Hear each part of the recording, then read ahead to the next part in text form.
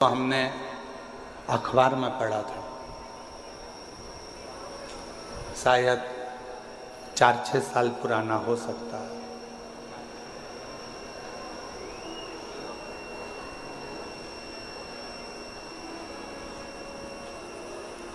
एक माता पिता ने अपने लड़के की शादी एक लड़की से पक्की कर दी।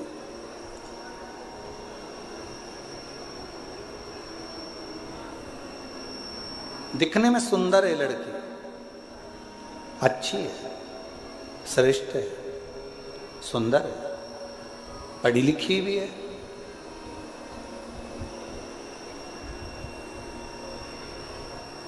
दिखने में उसकी सुंदरता भी है, पढ़ी लिखी भी है और अच्छी भी है।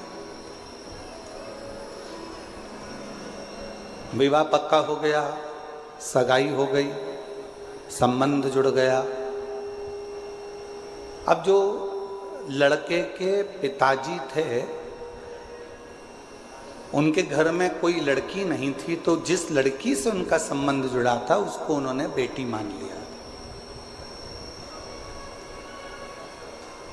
और बेटी माना। और ये मन में विचार करा कि ऑफिस जाता ही हूँ, बीच में लड़की वालों का घर पड़ता है, कभी कभी चले जाया करूँगा, मिल के आ जाया करूँगा।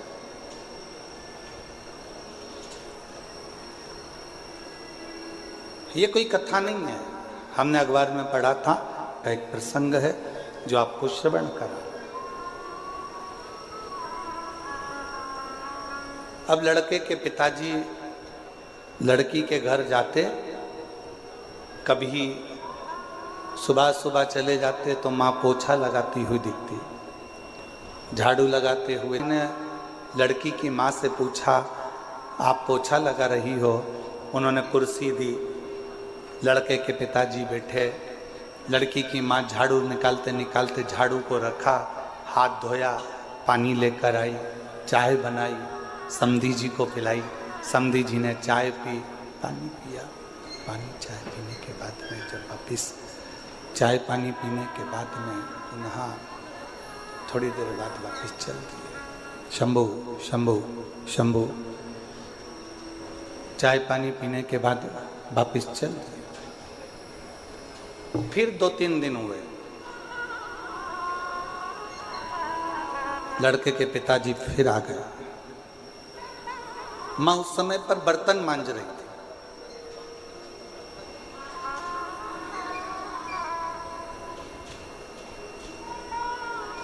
ससुर जी ने पूछा, समधी जी ने पूछा, क्यों साहब, समधी जी कहाँ गए? कहा वो काम से गए। बेटा काम से गया, बेटी अंदर है। अच्छा। समधी जी के लिए बर्तन मांजते मांजते छोड़कर फिर वो चाय लाई, पानी लाई। समधन ने चाय पानी पिलाया। समधी जी फिर चले गए। 1.5 महीने के बाद फिर समधी जी आ। समधन कपड़े धो रही थी, आवाज लगाई, दरवाजा खोला, फिर आए, फिर पूछा सब कहाँ हैं? तो कहा कोई वहाँ, कोई वहाँ, कोई वहाँ। हाथ धोया, पानी लाई, कुछ नाश्ता बना के रखा था, नाश्ता लेकर दिया। 15 दिन के बाद फिर समधी जी आए। सास ने, लड़की की माँ ने फिर वैसा की वैसे किया।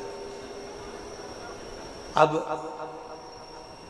समधी जी ने एक पत्र लिखकर भेजा कि हमारी तरफ से ये रिश्ता कैंसिल करा जाता है,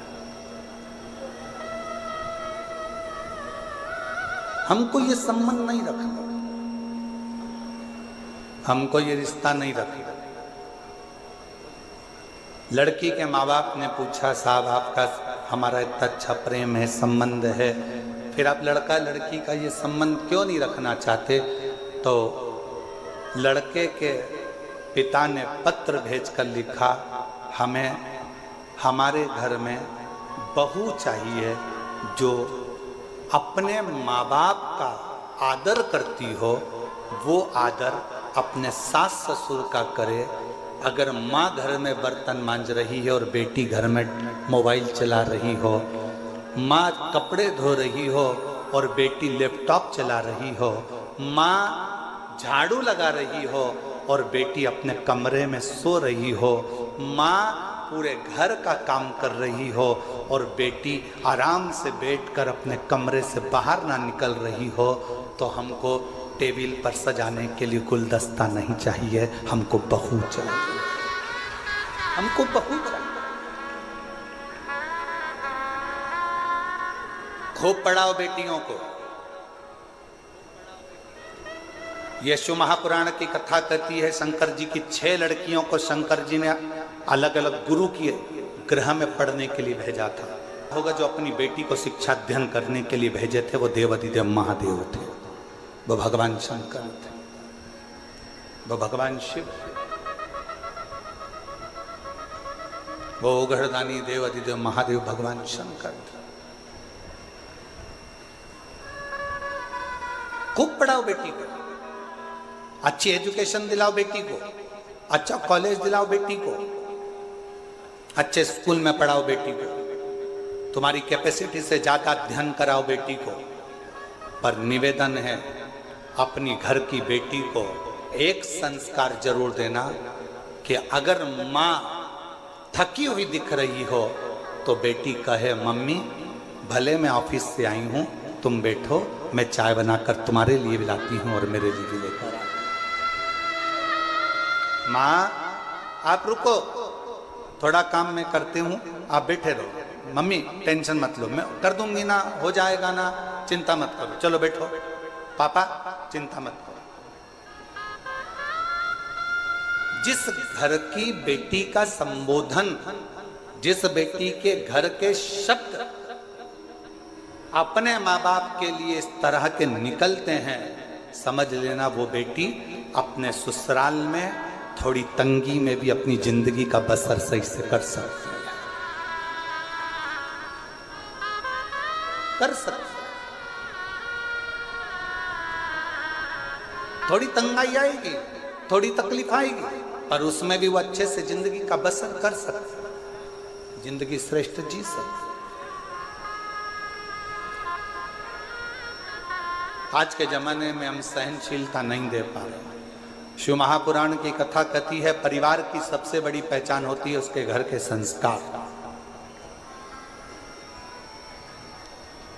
मेरे ओघड़दानी, मेरे शंकर भगवान के परिवार की सबसे बड़ी पहचान है उनके घर के संस्कार। राजा नहुष के घर में तकलीफ आई और शंकर भगवान की बेटी अशोक सुंदरी ने अपने पति के साथ कदम से कदम मिलाकर कार्य करना प्रारंभ करा।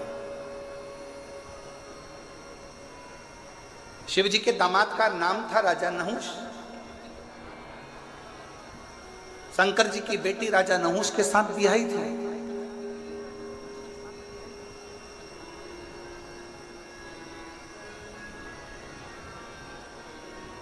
ऐसा नहीं है कि जिंदगी में मुसीबत नहीं आती। हम पहले भी कथा के माध्यम से आपको कहे थे, मंगल सूत्र गले में लड़की के इसलिए बांधा जाता है, विवाह के समय पर लड़का लड़की के गले में मंगल सूत्र इसलिए बांधता है क्योंकि मंगल सूत्र में एक जैसे दाने नहीं होते।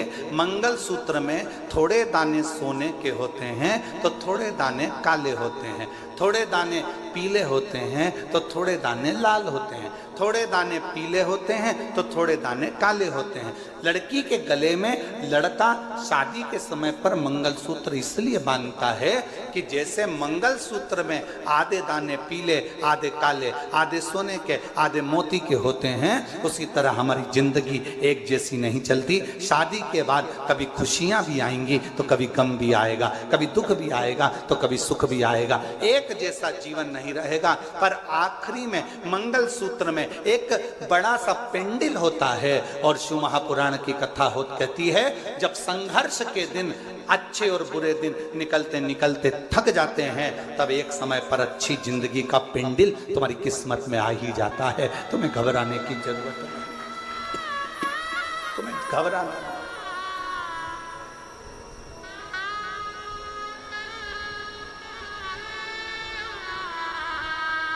एक अच्छे परिवार की पहचान, एक अच्छे परिवार की पहचान उसके घर के संस्कार से होती है।